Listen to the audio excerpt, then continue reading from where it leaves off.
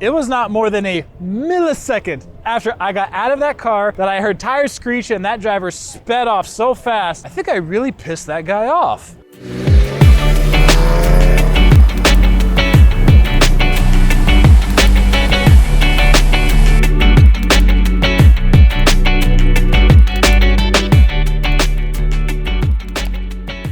A vacation in Las Vegas is unlike anywhere else on the planet. There is so much to do here that it's hard to comprehend. And there's so much information that oftentimes can feel very overwhelming to people. And nobody is more susceptible to Vegas overload than the first-time visitor. But don't worry, I'm here to help you avoid making the same mistakes that millions of tourists make every single year on their first trip to Las Vegas. Let's go ahead and review 6 of the most common rookie mistakes people make in Las Vegas right now. Number 1, you don't tip.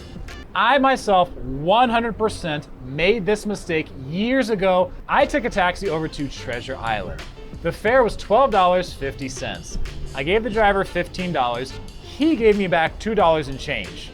The driver mentioned something about 50 cents. There was a definite language barrier between him and I wasn't exactly sure what he was trying to say. So kind of confused, I said, well, if you want to keep the 50 cents, go ahead and keep the 50 cents. It was not more than a millisecond after I got out of that car, shut the door, that I heard tires screech and that driver sped off so fast.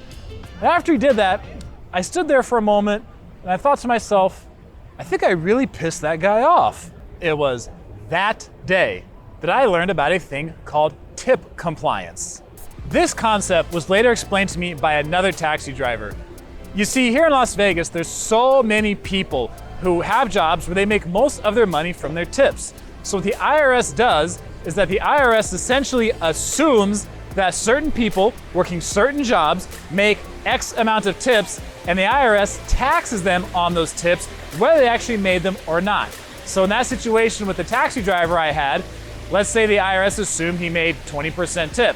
Well, ride was $12.50, 20%, yeah, another $2.50 on top of that, $15. That's what the IRS would assume he made. However, between the $12.50 for the ride and the 50 cents left that he kept, he only made $13. So he was actually getting taxed on more money than he actually made, which is why I found out he was so upset. What that means for you as a first-timer here in Las Vegas is don't be surprised when that cocktail waitress in the casino doesn't come back for a while, if at all, if you didn't tip her when she gave you the first complimentary drink. If you get a limo ride to a club here in town and you do not tip the driver on the way there, don't be surprised if when you're ready to leave the club and you call your driver, he doesn't answer the phone. Number 2, thinking you can beat the casinos at their own game. Now, I'm sure some of you have heard the saying, Vegas wasn't built on winners. That is obviously a reference to all of the money that millions of people have lost here over the years at these casinos in Las Vegas. Here's a fun fact for you though. Las Vegas is one of very few places in the country that you can go to on vacation and actually have a little bit of a decent chance of going back home with more money than you arrived with. Ha! Now, when I was in college, I knew of a handful of guys who were really into sports betting, and they would always be betting on the NFL, on the professional games on Sunday. And one time I remember hearing this guy talk about, I think he had an 8-team parlay was his bet that he had. And I asked him, I said, do you really have any idea what the odds are of you actually winning all 8 of these, of this actually going your way? And his answer was, I don't care. I think I'm better than the odds. Yeah, the casinos want you to think that too. Number 3, treating bartenders, servers, dealers, etc. badly when you're not beating the casino at their own game. Anybody who's worked in hospitality knows that there are going to be times you have to deal with angry and upset customers, even if it's a situation where you had nothing to do with it in the beginning. Hospitality employees know that when the customers are having fun and enjoying themselves, it is better for everyone, including the staff members. So if you find yourself in a situation where you're losing, you're angry, and you're upset, please do not take it out on all of the service employees because it is not their fault. I have actually witnessed a situation like this before. Here in Las Vegas, one time at a strip club I was working at, a customer was very unhappy at the end of his 1 hour he spent in the VIP room. I watched the whole thing from a distance while him and the manager spoke at the bar to try to resolve the issue. The customer closed out his bill for $575. 500 of that went to the stripper, 75 of that went to the club because there was a 15% service charge for paying with a credit card in the VIP room. The customer also had to close out his $160 bar tab, which also went to the club, but because he was angry at the whole thing, just wanted to sign and get out of there, he gave the waitress a $0 tip, even though she did her job just fine for the entire hour. After that, the waitress was visibly upset. She began to cry, and she actually had to leave the floor for a moment to go to the locker room to try to collect herself because she was upset that she lost out on the chance to make any extra money besides her hourly pay from that situation. And unfortunately for her, she basically just ended up becoming collateral damage because of the whole thing. When the entire situation was said and done, the stripper got to keep $455 from the 1 hour she was up there.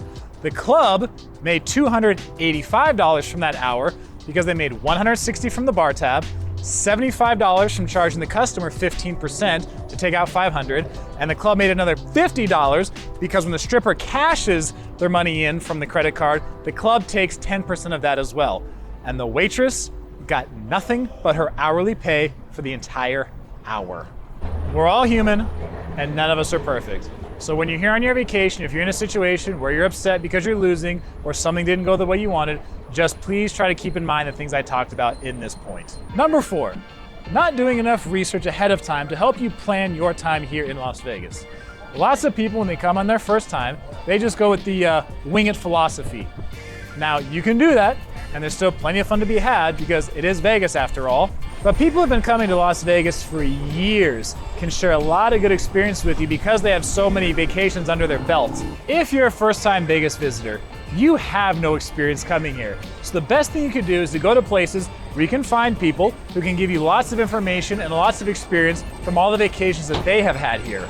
And one of the best places that you can go to is Facebook groups, because many Facebook groups are absolutely jam-packed with people who are obsessed with Las Vegas. They've got tons and tons of trips here. They have all kinds of advice and they have all kinds of information, and they can answer your questions in that group. Some of the best ones are Vegas Tips and Tricks, How to Las Vegas, Comps, Free Stuff, Save Money, We Love Las Vegas, Vital Vegas, and Talk Las Vegas. Be sure at a very minimum to at least take a look in some of these groups because you can oftentimes get a lot of your questions answered, or if you don't see something that's been answered, you can ask in the group and there's a really good chance somebody in there is going to have an answer you're looking for. The 5th point we're going to talk about as I walk down these steps because the escalator is broken is not preparing for the weather. But Jacob, what do you mean? It's Vegas. It's a desert. It's always hot, isn't it? Nope. Yes, Vegas is in a desert. Yes, Las Vegas gets over 300 days of sunshine every year, but the weather here can and does change. The winter time here in Las Vegas can absolutely get below freezing at nighttime. It is a very, very dry cold here in the Vegas Valley.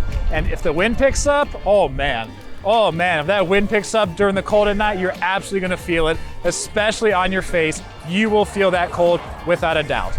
So unless you're from the Midwest or Canada, make sure you bring a jacket. In the springtime in Las Vegas, the temperature during the day is usually very, very nice. The issue during the spring is that is our windiest time of year, as you can actually tell today as I'm walking around. Particularly April. April is the windiest month of the year in Las Vegas. So again, the weather will be nice, the sun will be out, but you're probably going to want to bring a jacket here in the springtime. The summertime is what everybody thinks about when they think of Las Vegas weather. That's when it's hot, that's when it's dry, that's when it's numerous days in a row of triple digits heat we have here. So people think if they come in the summertime, they get to just lie around at the pool all day, work on the tan, and just take in the sun. Well, that's also the time of year we have monsoons. That is our monsoon season. And we get them all over the valley, all over the Vegas Valley. We will have sudden downpours, including right here on the Strip. So if you're coming here in June, July, or August and you expect to just lie by the pool all day, don't be surprised if you actually wind up getting overcast skies and some rain while you're trying to go out there and work on your tan. The fall in Las Vegas is when we generally have the best weather, particularly September and October.